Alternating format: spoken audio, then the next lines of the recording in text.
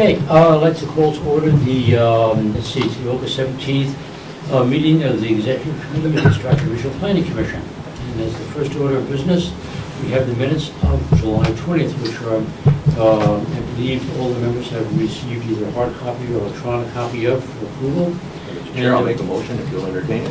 Approve the minutes as presented. Getting tired. Okay, is that a motion to approve? Ken, motion to approve is submitted? Ken, is that a motion to approve? Yeah, yes, sir. It's seconded by Tom. Okay. Any discussion, omissions, additions, corrections? They're great minutes. Hearing none, and a motion to approve is in order. All those in favor signify by saying aye. Aye. Those opposed, and the minutes of July 20, 2012 are approved as read. Moving on to the draft financial report for July 2012, and I believe Cynthia can cover that adequately. Where's Tammy? Oh, sorry, go with Tammy, okay. Did you want to start it? Sure. I added a comment section to the balance sheet so that and I also added last year's financials, so on the balance sheet and profit and loss, you can compare this year to last year and see any variances, and any kind of large variances I've explained in the comments section. So if you have any other questions, you can let me know. That's great, Tammy. There's still a little bit of cleanup work going on with the QuickBooks system, but we're still on target for closing the fiscal year August 31st. Where did you say the comment section is? Right on the right-hand side of the Okay, you're talking about financials. that. Okay. Yeah. Okay, Yep. so we closed the year June 30th, but we're closing the reconciliations. Yes. Yes, so if you have any questions, just let me know.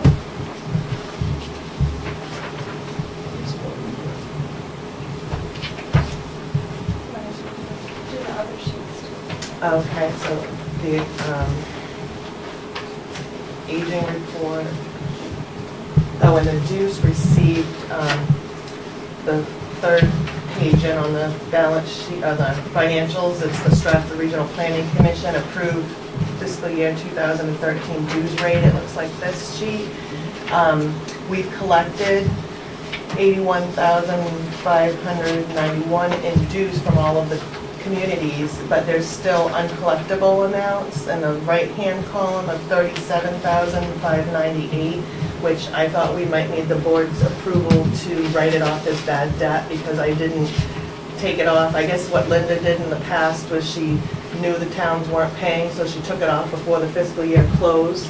So since we are already kind of in the process of closing the fiscal year, I thought I might need the board's approval just to record it as bad debt, since I can't just kind of wash the billing off the books now. Okay, it would be in order for someone to make such a motion to declare the $37,588.50 as a bad debt. And I'm willing to do that. I just don't. just a second on that to see if this. Well, actually, I wanted to ask about a phraseology thing. Is bad debt a technical term? I mean, these are bills that we submitted that we, at least in some cases, anticipated weren't going to be paid, but we need to go through the process of billing anyway. When we did this last time, Yeah. not this past year or the year before, but in a prior year, Linda did it as bad debt. Okay, so that's like an official accounting term. And it's something I was going to talk with the auditor about, but yeah, it is just like an accounting term, uncollectible accounts. They have two different ways to account for it in the GASB accounting lack of a better standards. term, I'll call it bad. I'll make a motion that we acknowledge the quote-unquote bad debt as presented. Is there a second on I'll that? second that bad debt. Just as an opening comment, just to, in case that there was no one willing to do that, to make such a motion, it's much more expedient to keep the discussion till after the motion's made. Right. I just didn't want to make a motion that I wasn't sure what the language meant. That was why I asked that. I understand. Discussion also serves that purpose. Okay, moving right along, there is a motion on the floor to declare $37,598.50 as bad debt, and this is reflects the unpaid dues from the towns of Dover for $19,000, Farmington, if I'm right on that, for $6,600, Wakefield for $57,66, town of Milton for $5,200, and town of Northwood for $170.72. And Brookfield Brookfield. for $808.49. Okay, and that makes up the $37,588.50. Is there any other comment? I just got one quick one. On the expected payments for Northwood, they got $23.54. Yes. But the uncollectibles $107. What's that all about? Because the full amount of dues was $48.15, they've already sent us one payment of $23.54. I see. And when I spoke with the bookkeeper, she said they were only going to approve another payment of $23.54 because their fiscal year is different, or they go with the calendar year, we go with the fiscal year, so they're paying like half a year in one part of our fiscal year, and then the other half they pay in the other part, new fiscal year. So she said that's all the board has approved, and that's all they're gonna send. Town meeting. Yes. Minus $107. Yeah. Yes. Okay, thank you. Okay, since there's no further discussion, in order to vote to approve, those in favor of declaring the $37,588.50 as uncollectible or a bad debt, please signify by saying aye. Aye. Those opposed, the motion passes without dissent. Just maybe a point of clarification, what do we do with a town that has a small amount of money that's still due, and because of our town situation, they don't pay that, but they pay the majority of it? That's just what we did, we just cleared the books. Just clear the books on it, okay, essentially it didn't happen. Okay, moving along to The profit and the... The profit and loss? Actually, can I ask one more question on Yes. the aging before we do that? Sure. So would that mean, by our action, that the aging over 90 days then would be reduced significantly? Yes. Because that's been, so the next month's aging is going to show a different amount, but those will be gone that we just voted on. Yes, those will be the ones that will take it, yeah. Thank you, Mr. Chairman. Okay, did you have any further comment, Tammy, on profit and loss, or the also a billing rate structure? I didn't know if you want to comment on that. Not really, I've put the comments on the profit and loss sheet, so if anybody has any questions, let me know. I can research it if I don't know the answer here now. And then the billing rate structure, we compared how it was calculated last year. Oh, okay. Yes, that's the next agenda item is the approval of the fiscal year billing rate. Okay, So- okay. Sorry, I skipped ahead. I thought it was part of the, okay, I thought it was part of the financial report. Okay. I have another question on the financial report. So Yes. Can I ask? Tammy, I think that comments piece is useful, and I appreciate that. But I'm also thinking that under your comment section, I mean, for example, the thing about the GPS unit, I mean, that's a fairly significant difference, but the dues and subscriptions is I mean, that's a fairly small amount, just above that, it's like $25 difference. I mean, I just don't see, it's not useful for me if it's that small a difference. Each year is going to be a little bit different depending upon, but if it's a big difference, and I don't know where the threshold is, where other people feel comfortable, but I guess the comment thing will be helpful for me in terms of really highlighting those things that are significantly different from the year before. That's my thoughts. Well, just to Unless the add a auditor little wants it. information on that, the reason why we noted the dues and subscriptions is we were correcting the accrual basis. That part makes sense, but I mean, for example, Bay Ring was $10 difference, Foster's $16 difference. So some of these were pretty small where there was a note. And if it's extra work to put in the note, it's not small enough that this doesn't make a real difference for me. But other people may feel differently.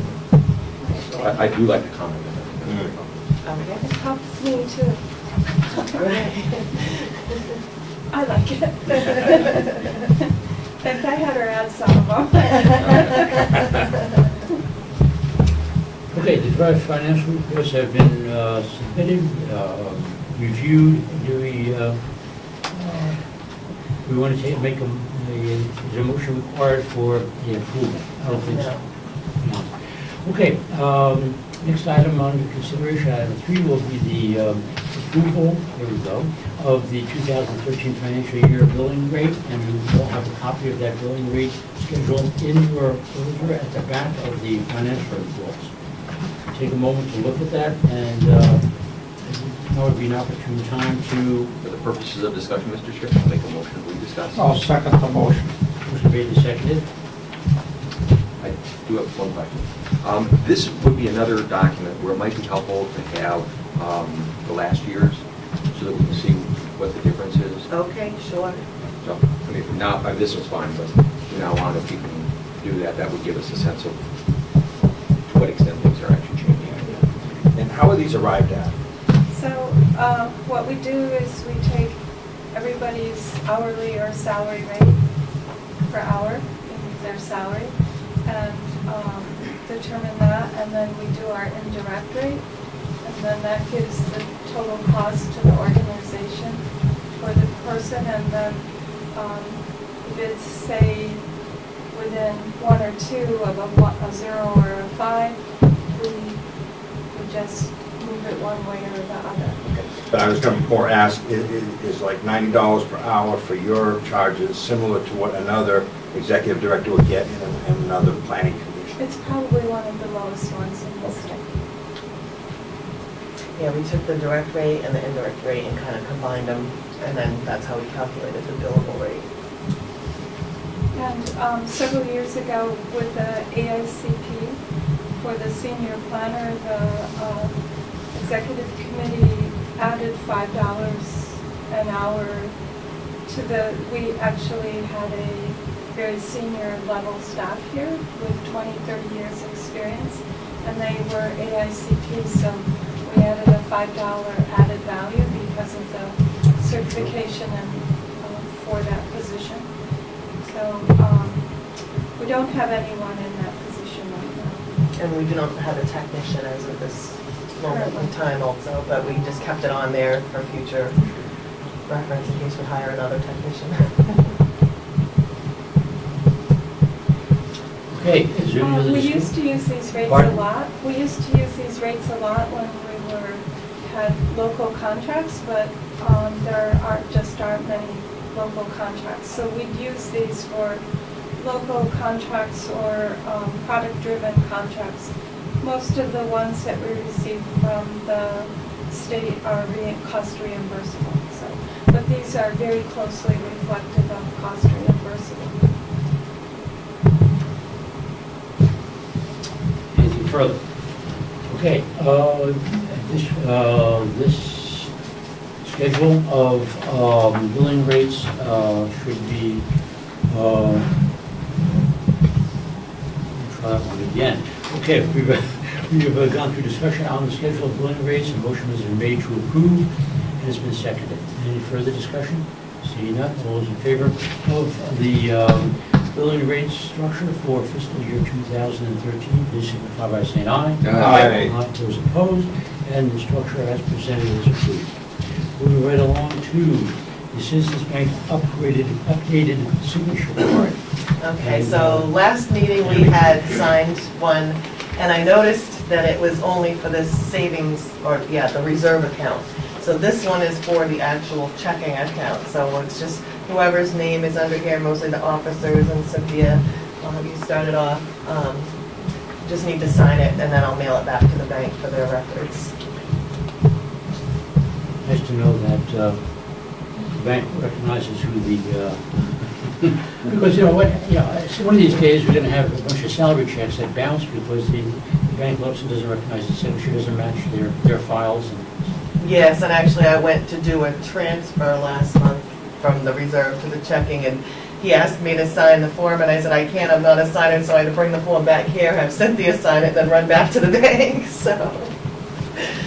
okay, that's good. Okay. Are we happy with the rates and the charges and all that at Citizens? There haven't been any billing charges or anything. Okay. Good. It's unusual for Citizens. I know, my personal checking is awful. Yeah, I know. Okay, item number 5, PayPal and credit card purchase order process chart. And this is something that's been around for at least a month, if not 2 months, with revisions and questions being answered. So we can try to get it through this month. All right. Tammy. So the process chart, I added the acronyms key at the bottom so you can see what they all mean. And basically, we're asking... Yes, on the PayPal, well, I think they're kind of mirror each other, the PayPal process chart. The staff member would present the human resource event coordinator with the purchase order request and backup documentation. Then she would fill out the purchase order and have the executive director sign the purchase order or an executive committee member. And then the human resource event coordinator gives the purchase order to the finance manager for ordering the purchase, and then the finance manager processes the online payment using PayPal. The finance manager presents the executive director with the PayPal payment confirmation for her signature, and the finance manager provides proof of the order to the staff if they're waiting for something in mail. So the credit card kind of follows the same methodology because it would be mostly for the online payments.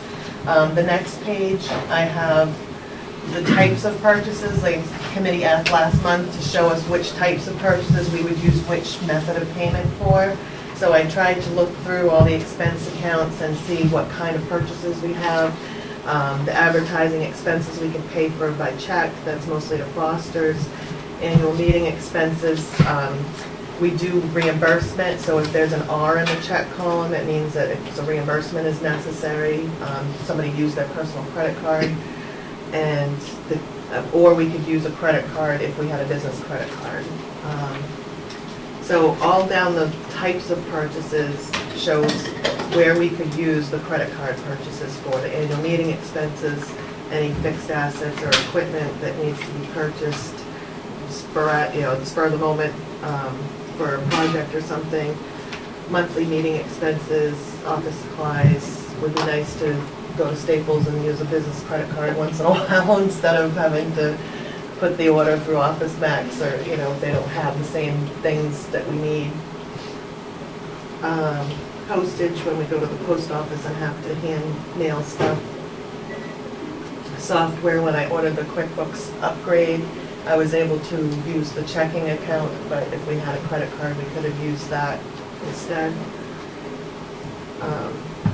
Subscriptions, training materials, training seminars, travel expenses. I know we're planning on an AMPO conference, which would be helpful if we had a credit card with the executive director to help pay for hotel and stuff like that. So PayPal is nice to have, but not mandatory. If we had a business credit card, we wouldn't really have to have the PayPal. It's just another option of purchasing stuff online. If we had to go to Amazon.com and purchase waiters or something, we could maybe use a PayPal account that's linked to the credit card. And then at the bottom, yes, you would link the PayPal to the credit card versus your bank account.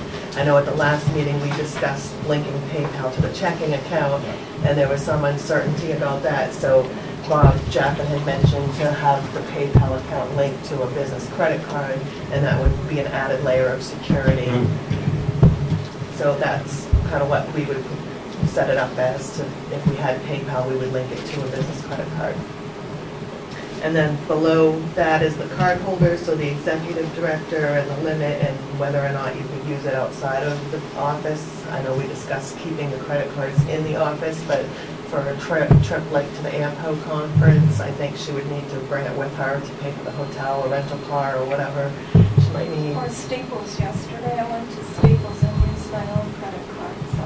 Right, and then the other two positions, the finance manager, the HR specialist, and event coordinator would have a smaller limit, and we could use it at Staples or outside of the office with an executive committee member's approval. So we would email one of you and say, oh, we gotta go to Staples, Cynthia's not here, can we use a business credit card? And then you would write back and say yes or no, and then we could have that as proof that we have executive. Having one card or three? We would have 3 total, 3 total. yes. 3 different card numbers. Yes, 3 different cards, because the cards have to have a person's name on it.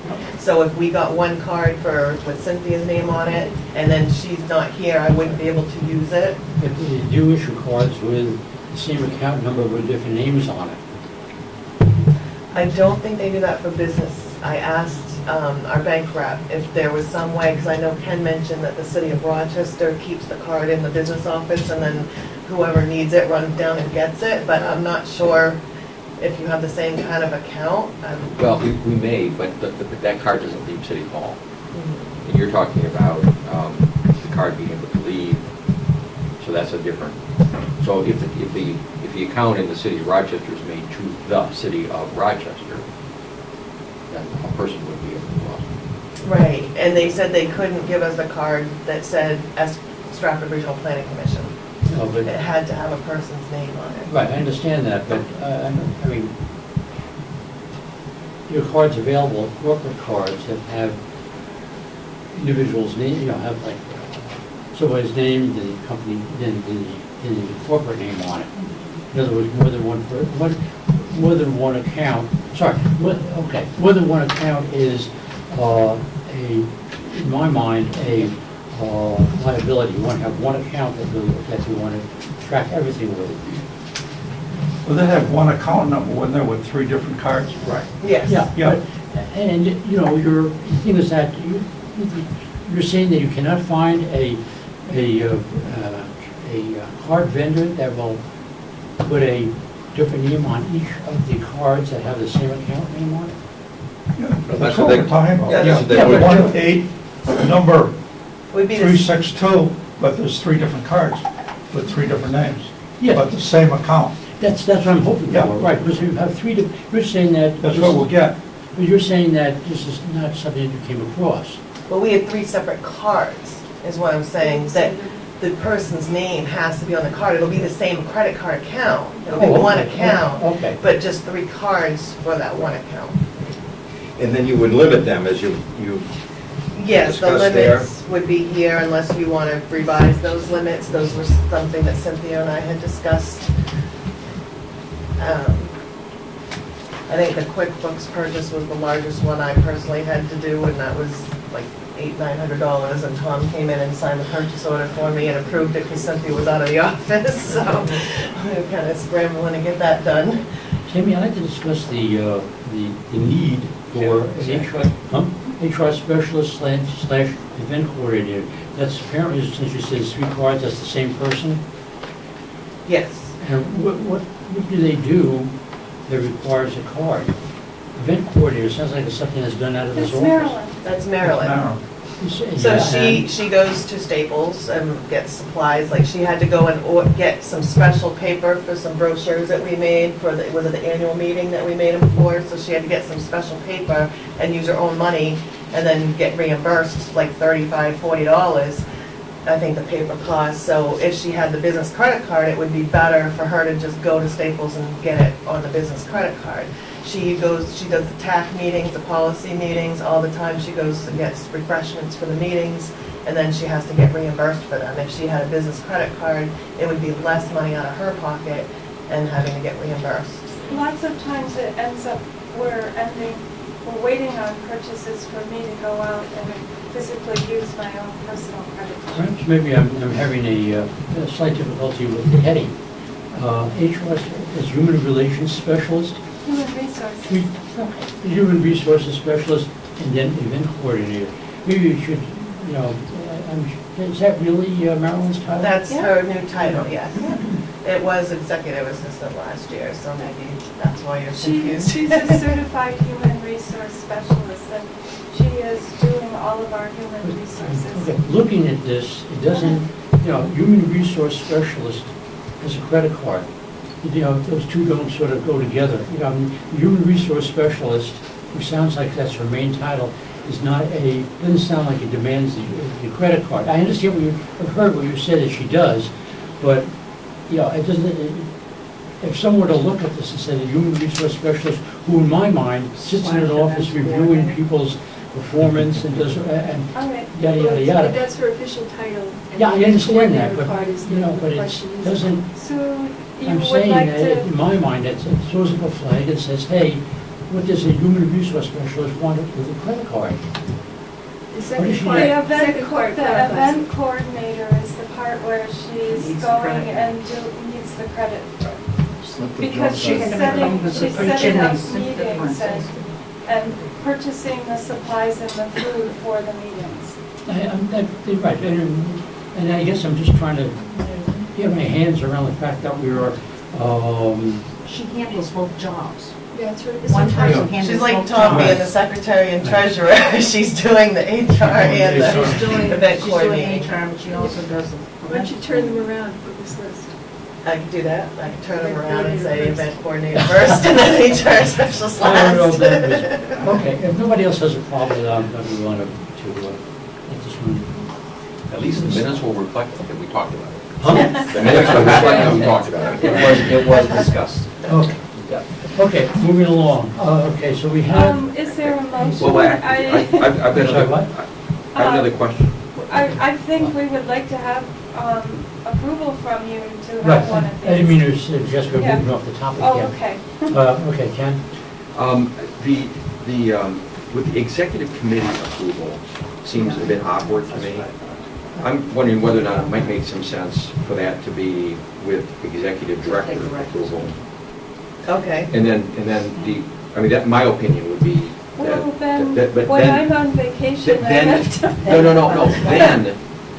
then it would revert or Okay. default to an executive Okay. committee member if you're on vacation. Okay. But I would think on a regular, I mean, for example, Marilyn needs to go out and purchase $25 worth of stuff for the coffee and refreshments for the MPO meeting.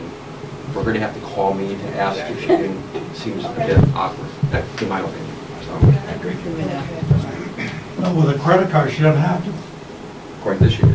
To use it outside of the office, she would have to call and say, Tom, is it okay if I run to Staples and get some supplies? So my feeling would be that's the executive director's responsibility. But if she's on vacation, then we have to have a plan B. Keep his staples and pens. Yeah. Okay. So I can change So that would be my, Yeah. so I'll make a motion, just so we can. I mean, I think there's should be some latitude in there, you know, 25, 30 bucks. To me, just go. How do you feel about that? Is it better? I'd rather have it very clearly monitored. It's better that way with our auditor from DOT. So you'd rather Who have is this very, meeting? yes, it is No, very no, black no. black and white. Okay, so I'm going to make the following motion. I'm going to make the following motion that we authorize, frankly, I'm not seeing much value to the PayPal piece of it. Is that it? Yeah, if we get the credit card, we really don't have to have the PayPal. I had originally done the PayPal before the credit card discussion came up, and I mean, if we can do essentially everything that we need to do with one, then it seems to me it's less confusing, you have less issues. So my motion would be to authorize, and we'll have to talk later about, or in a moment, about which credit card, because there's a bunch of different options here, but to authorize, at least in concept, the obtaining a credit card that would have the following limits. For the card holder, executive director, the $7,500 limit, and it can be used outside of the office. For the finance manager, would have a $1,000 limit with executive director approval or a member of the executive committee's approval if the executive director is not available. And the same thing for the human resources specialist / event coordinator, $1,000 with the executive director approval or a member of the executive committee if the executive director is not available. Motion been made and seconded. Discussion. I just got a quick question. How, since it's the same card number, and 3 people are going to be able to use that number, how are these limits enforced? Each card has a limit. Physical card has a limit? yes. Yeah. It's the same account. But it's the name.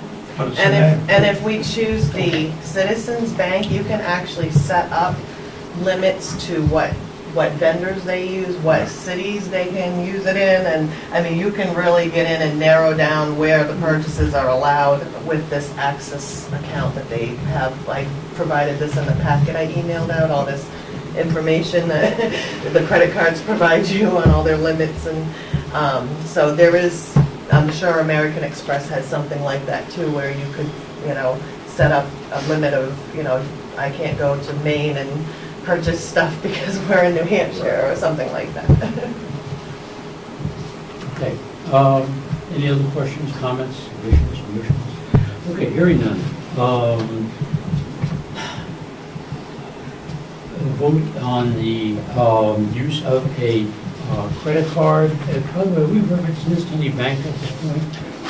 I wanted that to be a separate discussion, if that's okay with you. Yeah. Yes, there was 2 banks, cards. No, that's. Okay, well, hang on to that.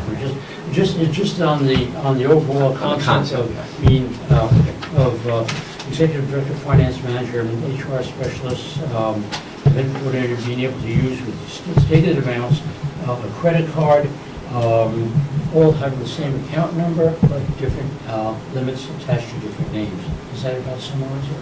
Okay, yes. Also going to eliminate PayPal? Well, and to remove PayPal. My motion was just to do the credit card, not PayPal. Yeah, okay. That is the understanding of the committee. Vote is in order. All those in favor, please signify by saying aye. Aye. Those opposed? Okay, Ken, did you want to go back on to the other point? Yes, and given the fact that we've got a lot of things going on today, my thought would be to ask staff to come back to us with a recommendation of which of these credit cards to actually use and why. I know all of the credit cards that I have as personal credit cards have a interest rate associated with them, but if I pay them off within the right amount of time, there is no interest incurred, and I'm assuming that would be. So I guess what I'd like to do is, if you can come back, my suggestion would be to come back at our next meeting with a recommendation of which one and why, and maybe some policies around that, because it really doesn't matter what the interest rate is if the policy is you always pay so that the interest rate doesn't take you. Right, this kind of credit card comparison was just what they gave me and a way for us to compare, but I know we're not going to be paying interest, but I thought it was interesting that they both have some kind of rewards program, and they have fees for those rewards programs. But it may be, for example, it may be when you look at all of this stuff, it may be that the card with the highest interest rate has other free benefits, so that while you might say, if you were interested, if the criteria were the interest rate, you wouldn't go that way. If you're going to be paying it off every single month and not incurring that interest rate, the other freebies are better than, so that's the kind of analysis, That's I guess. exactly why I wanted to look at another card. My experience is that you're going to be limited in the number of places you can use American Express. American Express is not accepted because it's too expensive for most merchants. You'll find some large chains that are very happy with having American Express, but most. We also don't package. And they're abandoning, a lot of businesses are abandoning American Express because of what the rate they charge them. Right. The rate, and from what I heard, they're slow on paying. So, yeah. Okay. Okay, and just another point, a lot of these cards charge a membership fee, and that also should be cranked into the analysis. Okay, there was an emotion, was it? That was a suggestion, I guess. We're doing okay, I think that was noted by the executive director. Okay. Now, can we move on? Okay.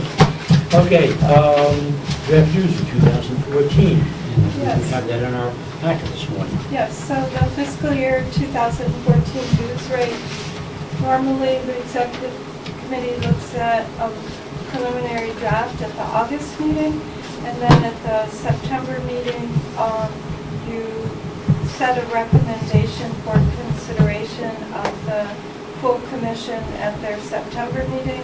And so this year I've made it really simple. The population source, normally every year we change the numbers based on the estimated population numbers. and those numbers are not available at the Office of Energy and Planning yet. They've hired a consultant to get these done, but they're not in place at this time and won't be for probably a couple of months. So we're staying with the 2010 population source, the U.S. Census. No changes there, and I'm recommending that we keep the per capita rate that we had for fiscal year 13, which is also the same as what we had for 2011. So there's no change from last year. Based on the one, we can't change the numbers because I don't have anything to do it on that.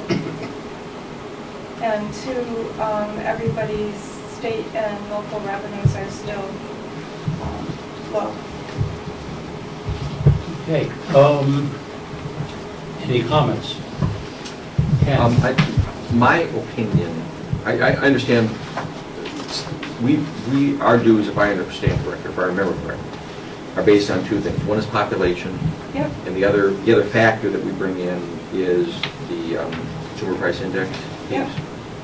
And so I understand the rationale. If we don't know the numbers in terms of population, it doesn't make any sense for us to be trying to estimate those. However, I do think that it does make sense. Our costs go up the same way as everybody else's do. I do think it makes some sense to incorporate the consumer price index piece into the... Oh, and that's on the back side. Normally what we do, we use the consumer price index for all urban consumers, U.S. city average for June, and that one is in your packet, and it shows that one at 1.7, the increase from June 2011 to June 2012. And do we use the U.S. city, the Northeast region? We use the U.S. city one. Okay. So part of the direction of this group could be leave the population, the per capita stuff, the population things exactly the same because we don't have new numbers, but either to incorporate the 1.7% increase or not, or some other number. Yes, that would be following. So my own personal practices, opinion yeah. is to incorporate the 1.7.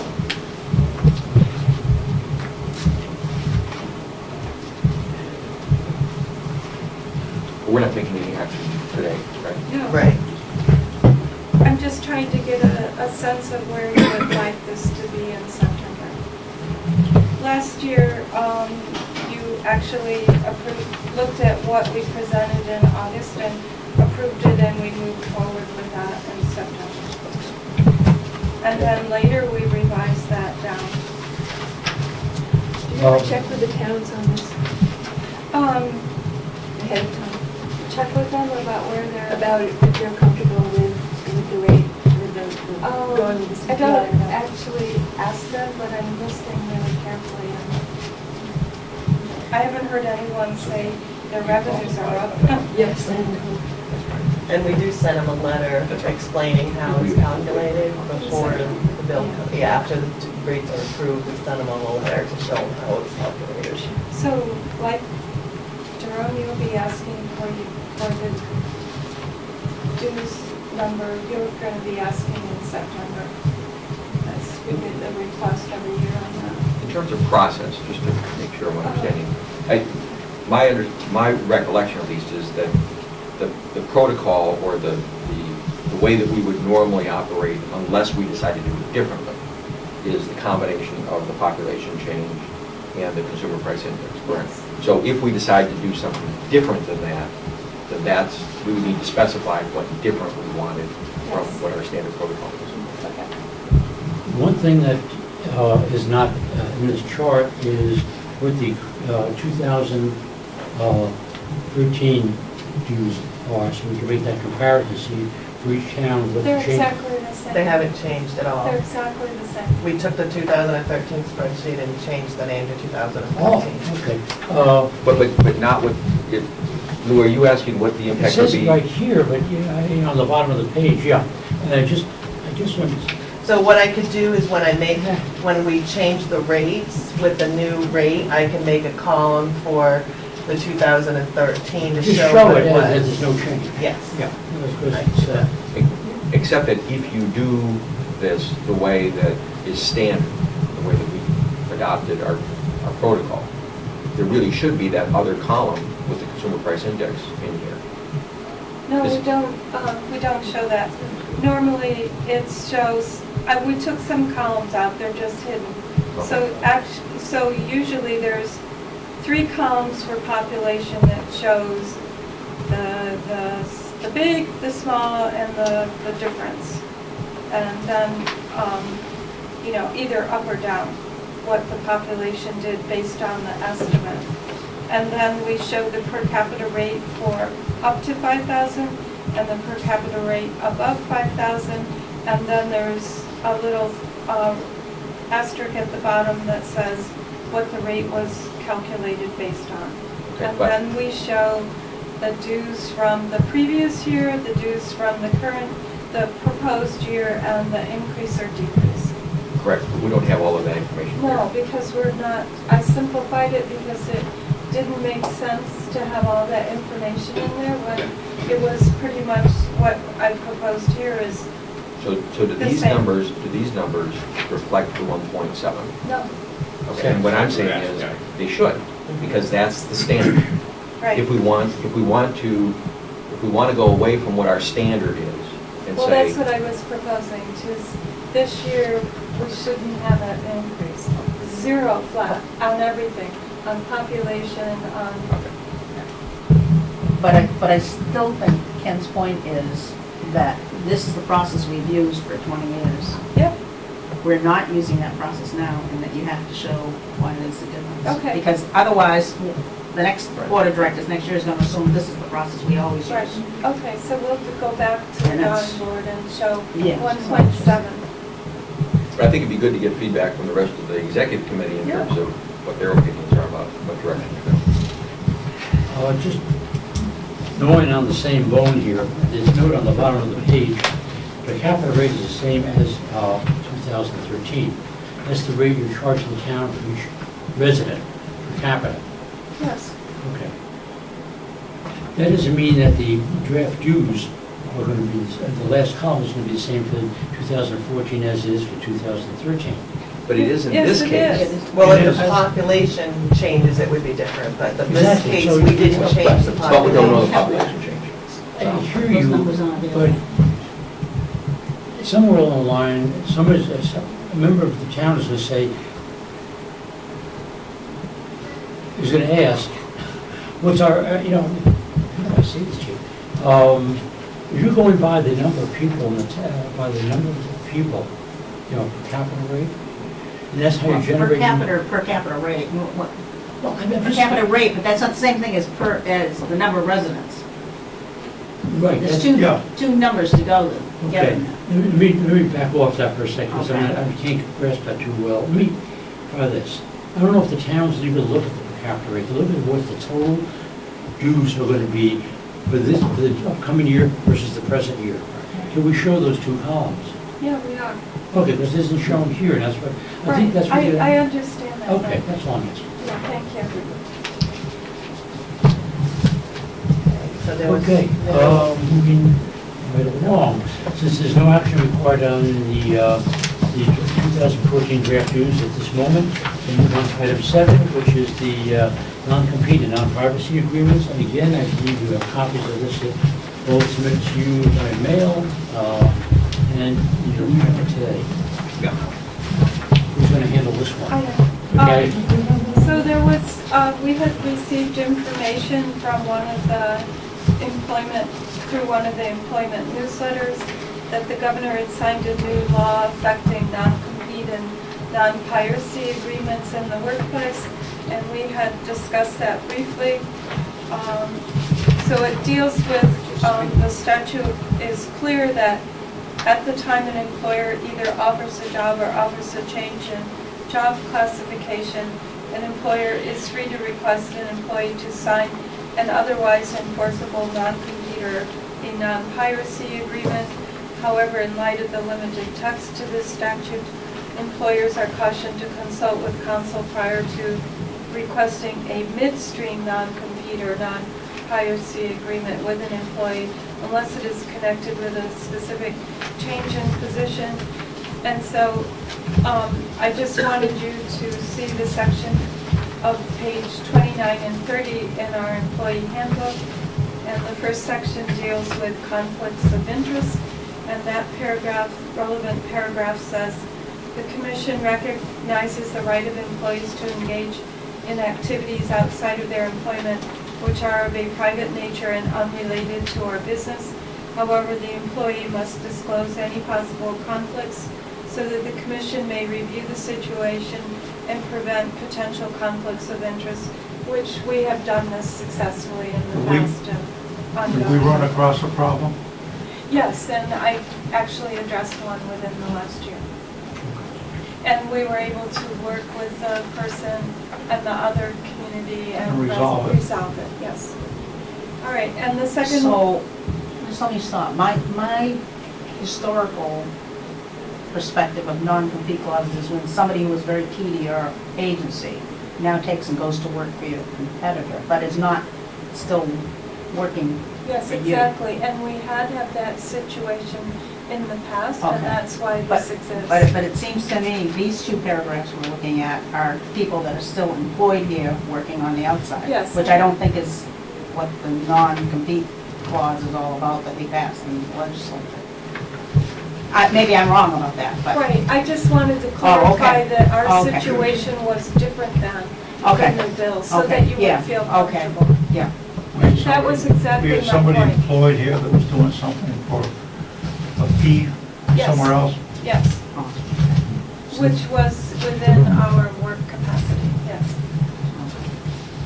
I'm just here to, Oh, okay, good, good, wanted to- And then on the second one, just, and this is primarily to clarify exactly as you said, this bill does, new law doesn't apply to us. So outside employment, to protect the business interests of the Commission, no employee shall engage in any outside employment that directly or indirectly competes or conflicts with the business interests of the Commission. Any employee contemplating outside employment shall discuss this with the executive director prior to commencement of the employment, whether it be self-employment or with another for-profit or nonprofit organization. Any breach in this policy result in discipline up to and including termination. And we have used this in the past, and it works for us, both of these. Yeah, I just don't think these are the things that the new state law. So I think that closes that we're okay with the new law, and there is no issue here. There are no actions required on this, this is Yes. just an update to the new. Yes. Okay. But, well, the new state law is maybe something that you want to incorporate in the employee handbook. Yes, and Right. we will. Okay. But it won't affect these paragraphs. But a new employee has to be informed. Right. Yes. Okay. Okay. At time of hiring, right. Right.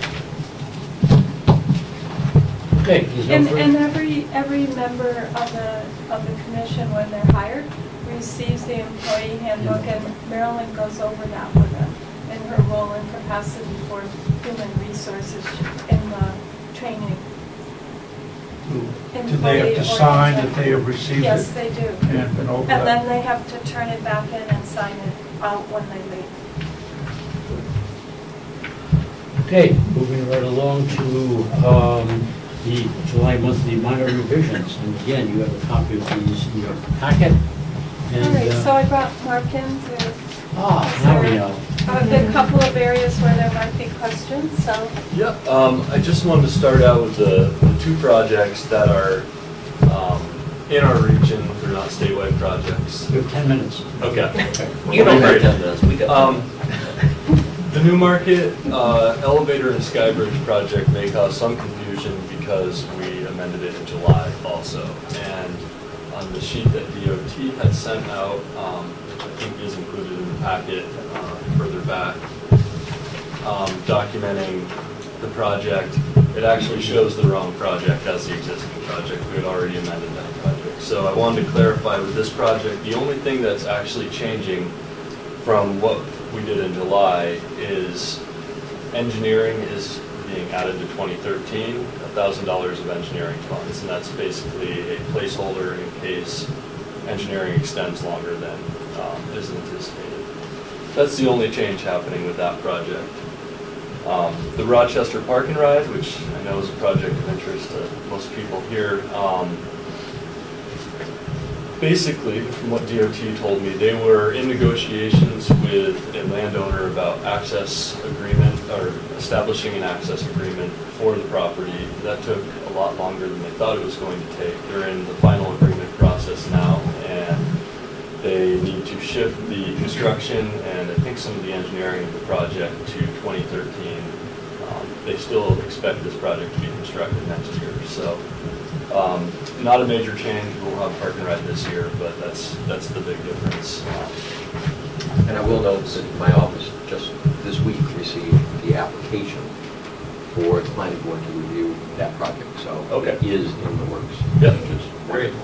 And if there's any questions about statewide projects, I'll do my best. But those are group projects, so they're a little more confusing. So, Mr. Chair, for the purposes of discussion, I will make a motion that the executive committee endorses the executive director's recommendation of the approval of these changes. Okay, and these changes are detailed in the August monthly minor revision sheet. Okay, this I'll motion. second that. Motion made and seconded. Discussion. Seeing there's no discussion, all those in favor, please signify by saying aye. Aye. Those opposed, and the July monthly minor revisions are approved as submitted. Do we have time to squeeze in the executive director's report? Do it. I'll do it, okay. Take it so. I just wanted to say that our 3 interns are leaving today. This is their last day. They're all heading back to school. Zach is going over to college in London for a semester, and Nick has graduated, and he's going to be doing a graduate assistantship with the GIS program at UNH, and he wants to go and get his master's degree in GIS. And Katie's going back to Tufts in her sophomore year at in engineering there. So you're going to see them at the meeting, and so we've had a great summer. We've got a lot of training going on, reflective of some of the requests that you had asked for staff to get training in. And our auditor, we're set for the auditors to come. We had a record billing month for DOT. We billed 1,202 hours. It was an all-time high because of all of our interns. That's the most we've ever billed in DOT. Let me see. We applied for in Farmington. They received a community planning grant, and the Board of Selectmen decided to go with a competitive request for qualification process. So we provided a statement of qualification on August 8th. We applied for the 604B water planning grant that was due in July 20th. And that's about, you can read everything else, that's about it. Okay, I don't believe any actions required on this, it's just notification. And, okay, it's 5-0. We want to go on to number 10, which is the 2012-13 NHARPC legislative policies and list of bills. It's also brought up under updates, I believe.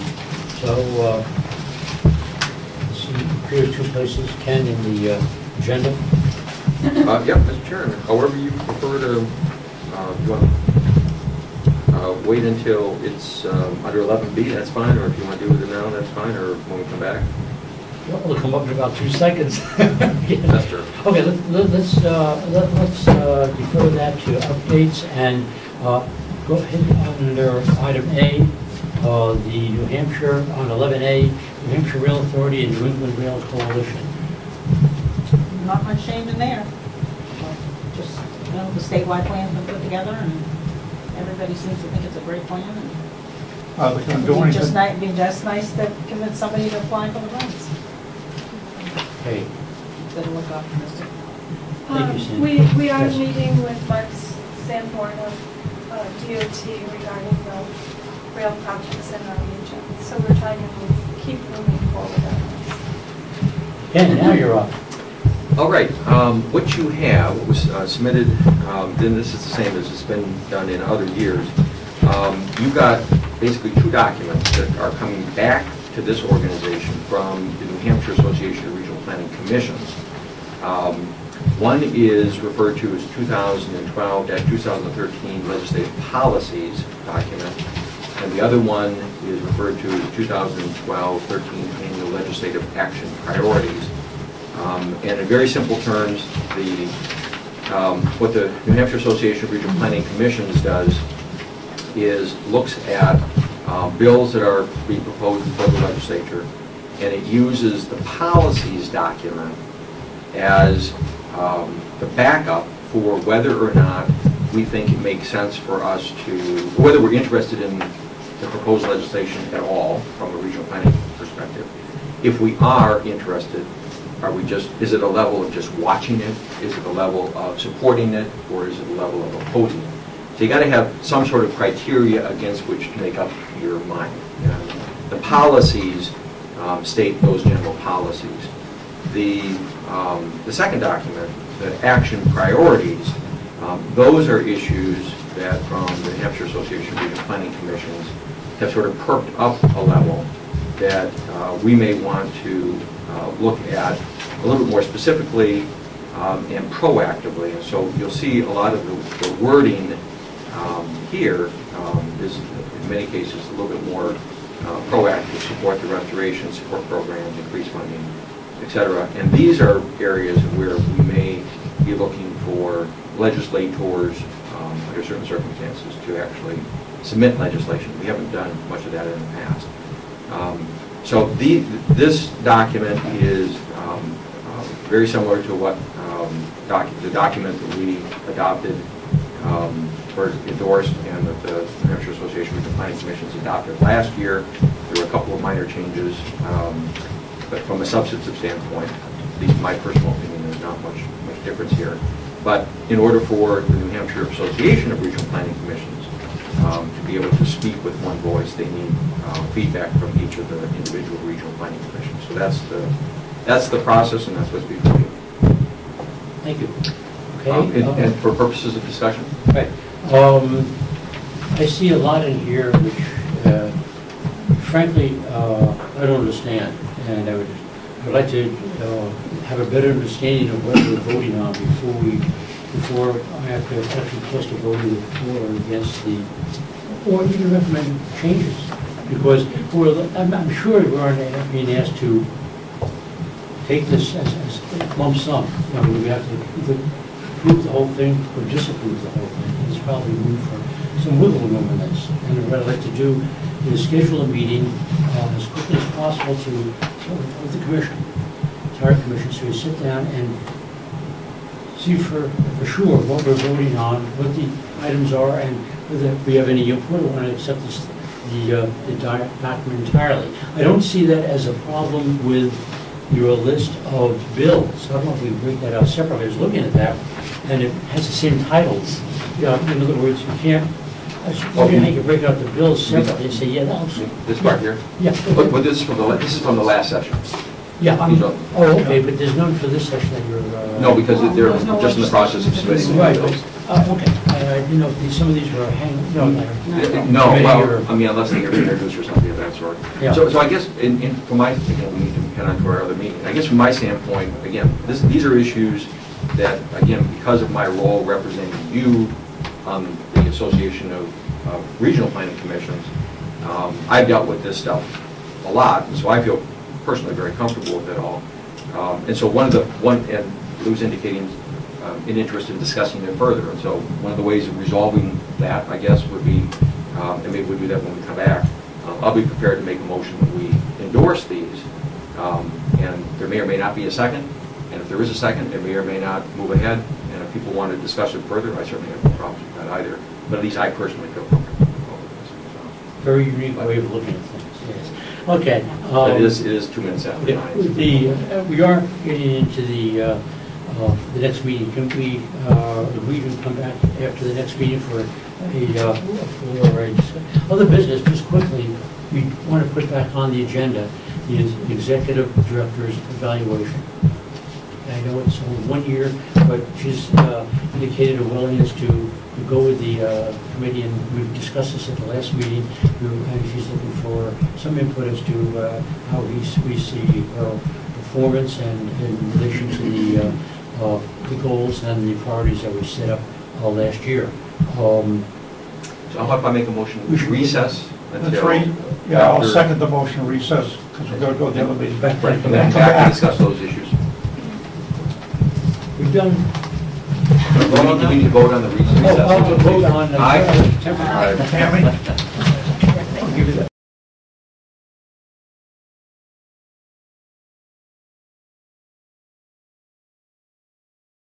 I'm just questioning that we were going to have a discussion before you created an amendment. There was no discussion before the You can amendment. do it either way. If you would like to discuss it, fine. If not, you can... Well, I'd like to follow procedure, Robert's Rules of Procedure. Yeah, and that You is- make all of us follow it, Lou, and I'd like you to. You make your motion, please. You apparently have a second, Yeah, okay. but, I'm sorry, and go ahead. then discuss it after that, please. And that's Your motion specifically is to delay it for a review period? Thank you. Is Yeah, that, I is think that we got it what your all out. motion is?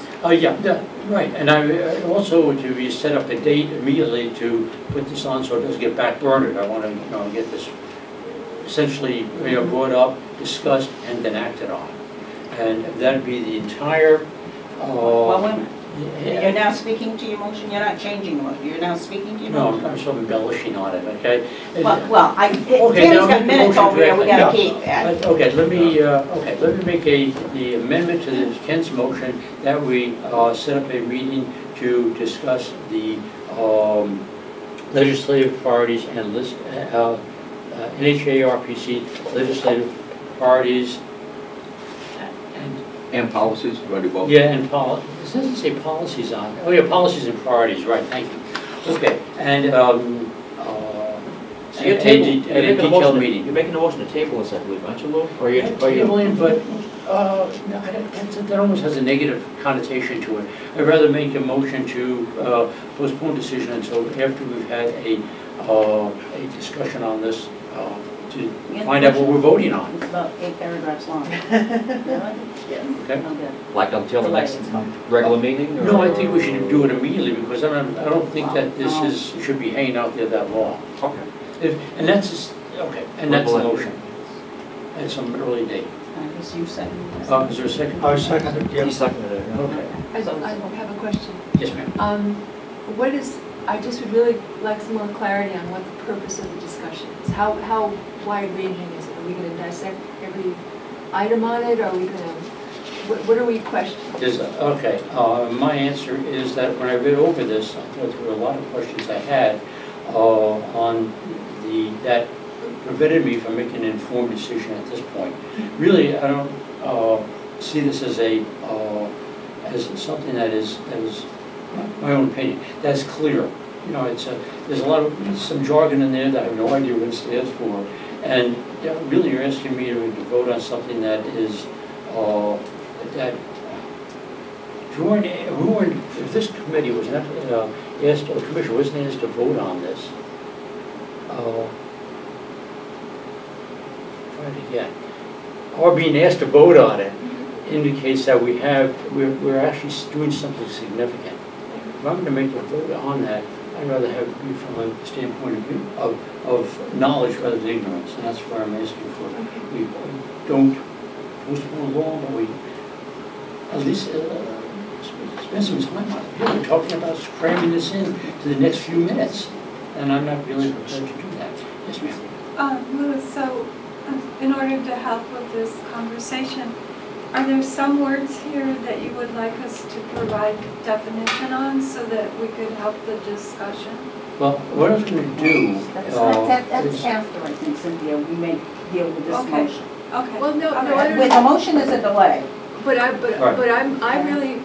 would, She's asking what benefit, I think. Well, I I would understand, and I actually- think you answered her question. no, And you I'm- didn't, because You I didn't? would actually like to have a discussion on all of this. Well- But I would like to have some, I mean, if we have a whole meeting on this, I'm fine with it because these are important things in here. So Right, I would that's like how I some feel. specifics on what we're going to, is it a matter of wording changes? Is it a matter of philosophy? Is it a matter of policy? What's the purpose of it? Okay, the purpose is to, in my view, and I can't expect to speak for everyone, but my justification for a new meeting is that, or for an expanded meeting, is that we understand exactly what we're voting on. And to that end, I would be putting out a list of questions to Ken, which would, I hope he would send for answers to the overall NHARPC board for answers. In other words, so that we get a good idea of what we're dealing with. And I just don't, and it may not be definitions per se, it may include them. I just don't have it depends upon the answers that come back. And I'd like to send out a list of questions, and hopefully, and also I'd like to find out I need to know what the NHARPC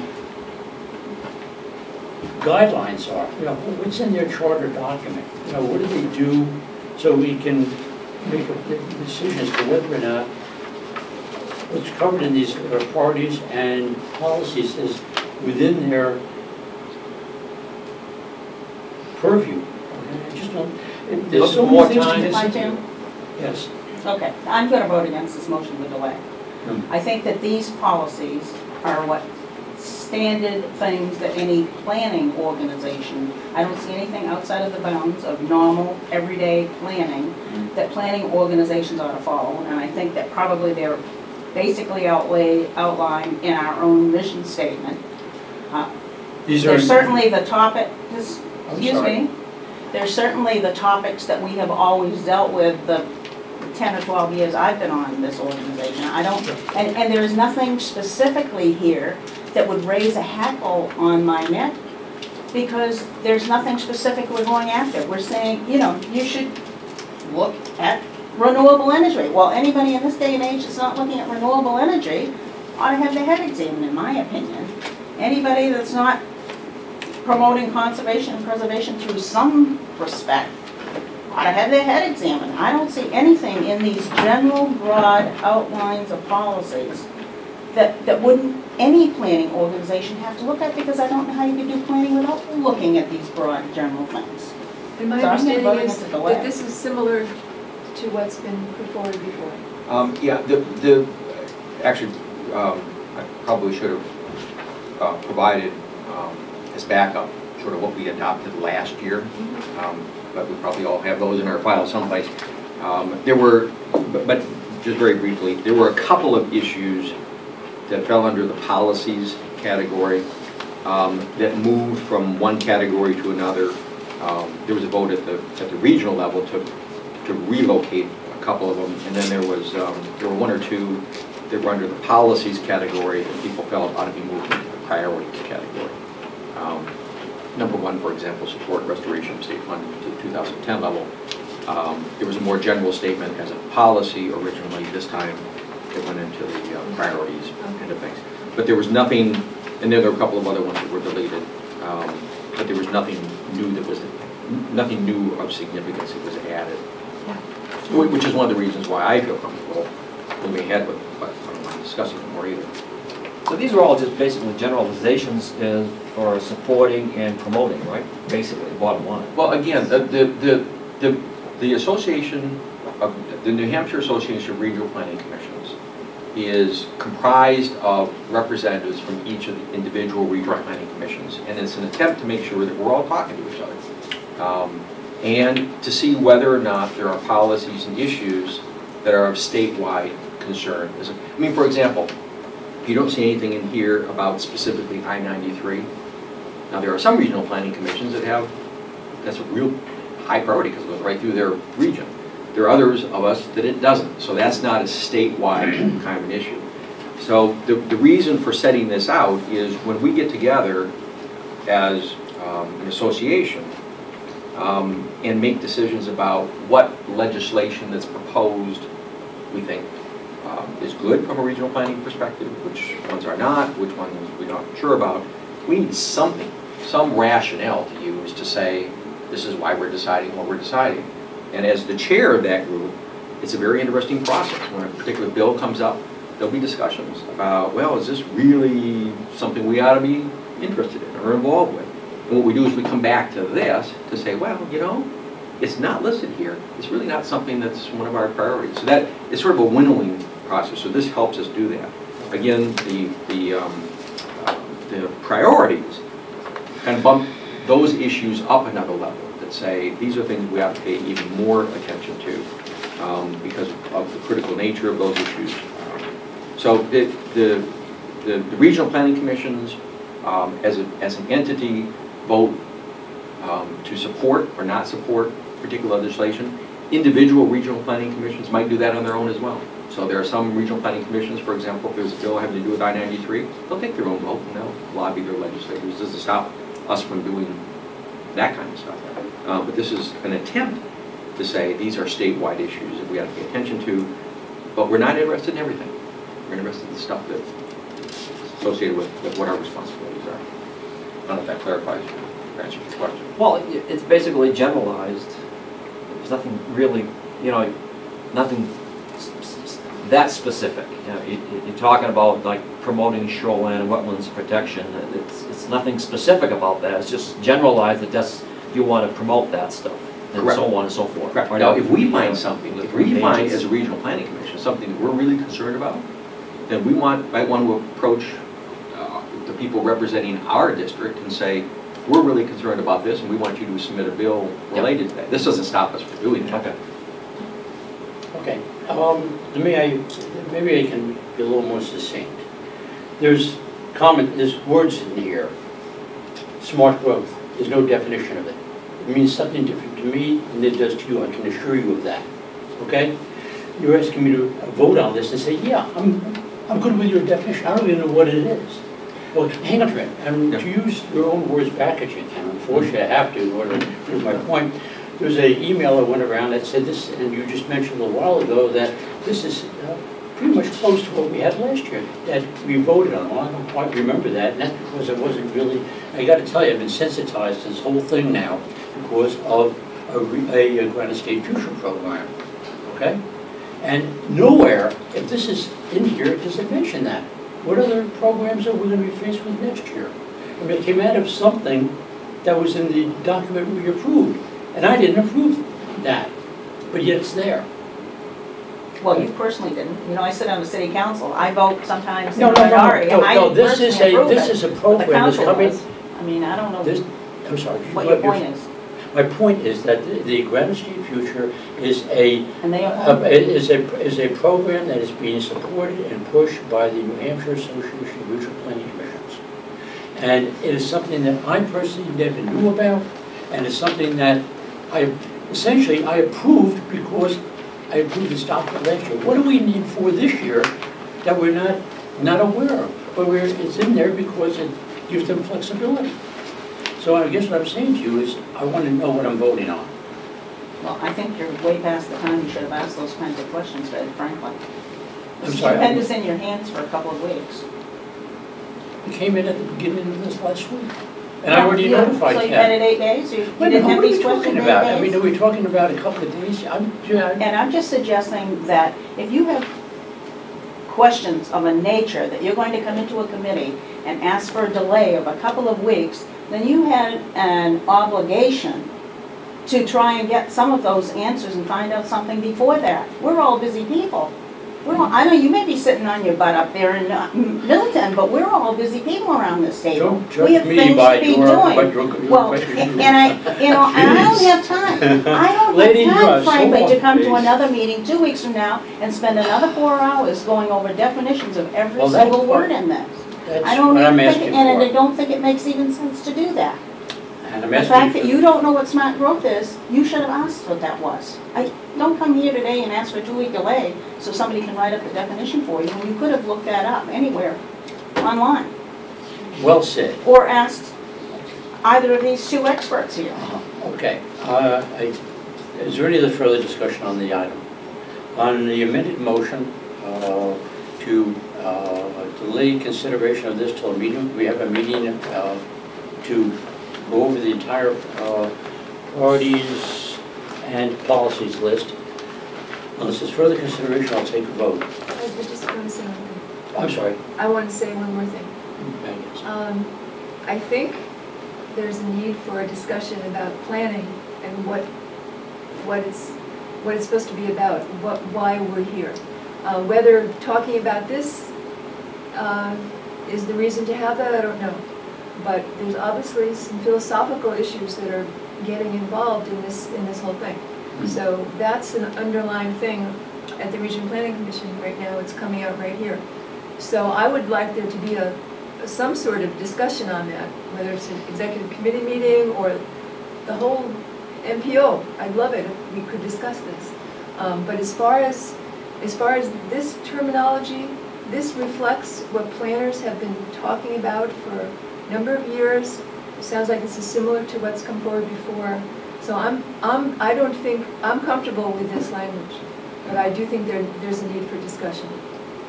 So I would love to have it with you, and I'd love to have it on camera.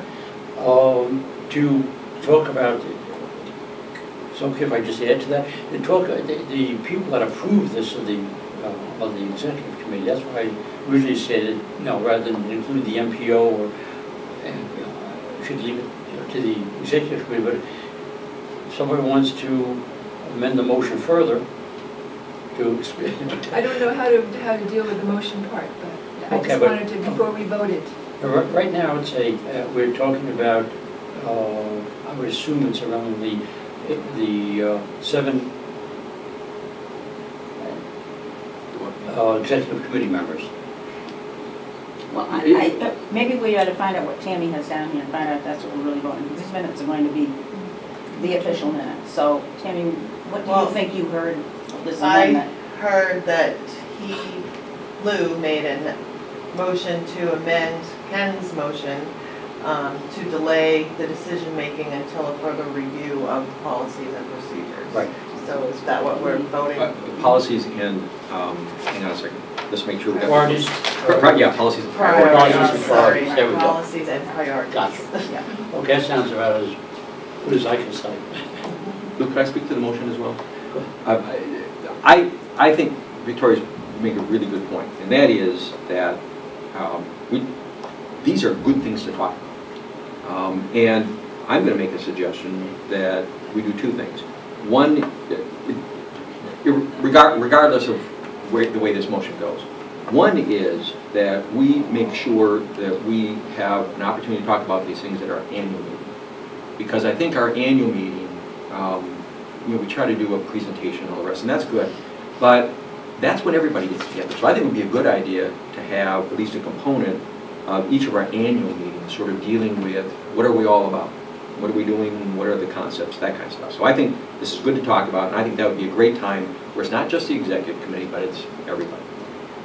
The other issue, the other thing I'm going to suggest is that maybe once every 6 months, 4 months, 3 times a year, 4 times a year, 2 times a year, that we include an agenda item on the executive committee level to talk about these things, so that we're talking about them on an ongoing basis, because we have people come and go and different people are serving there.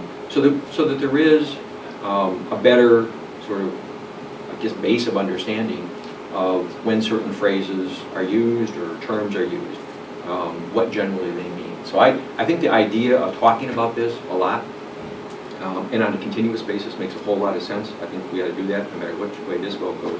My feeling is, at this point in time, on the basis of my having dealt with this over the number of years I've been a member of the executive committee, and because I've dealt with it pretty intensely, chairing the Association of New Hampshire Regional Planning Commissions, I feel comfortable moving ahead with this now.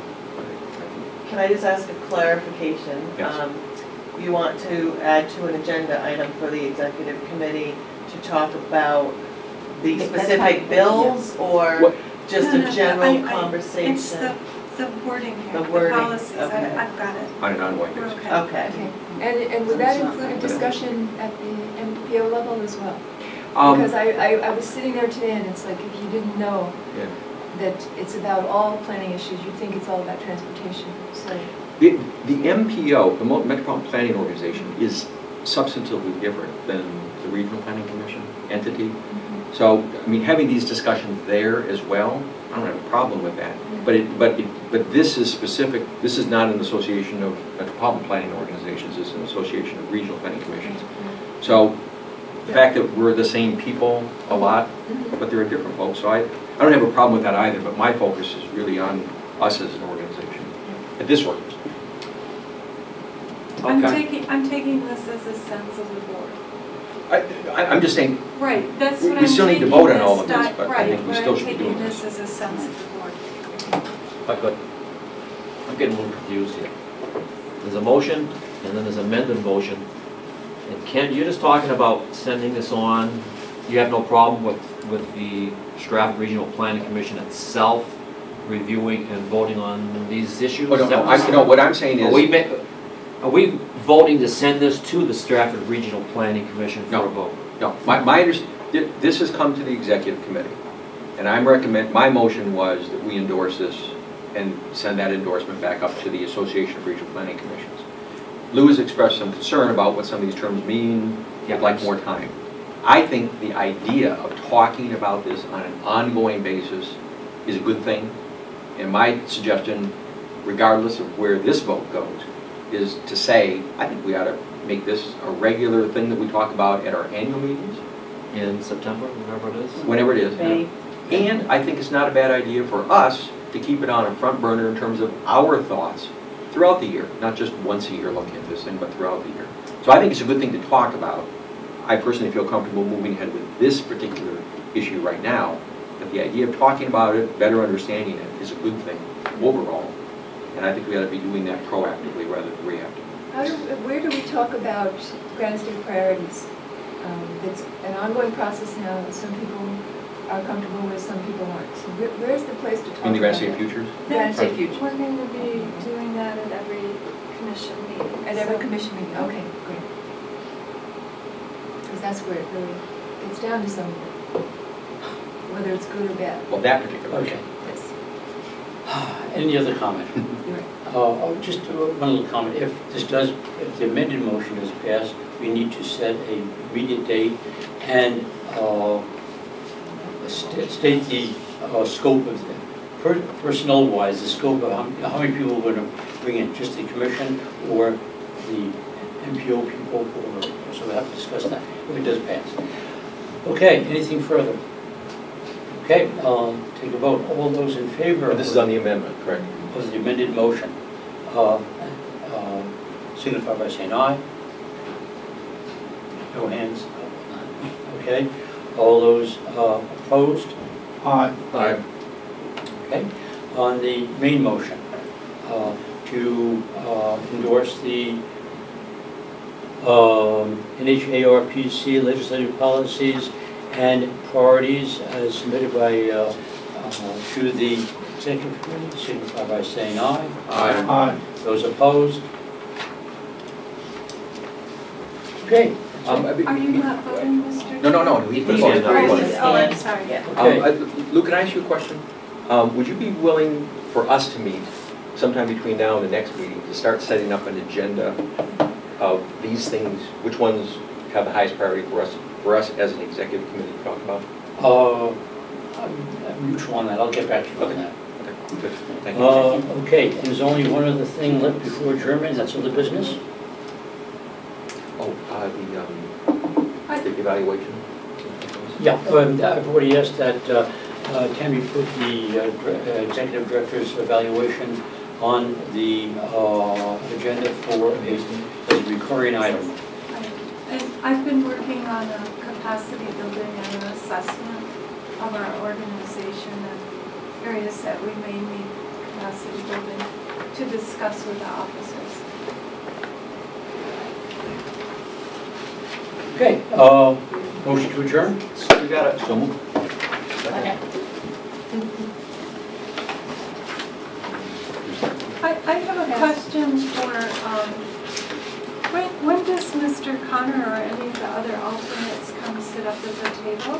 When we don't have seven We have a people. lot of. Yeah, because we only had 6, right? 1, 2, 3, 4, 5, 6. Oh, We had seven. Bill actually could have joined us. Yeah, so. Well, I sorry. wanna I could have Yes. voted? Yes. Well, I would have opposed the motion. and voted them below.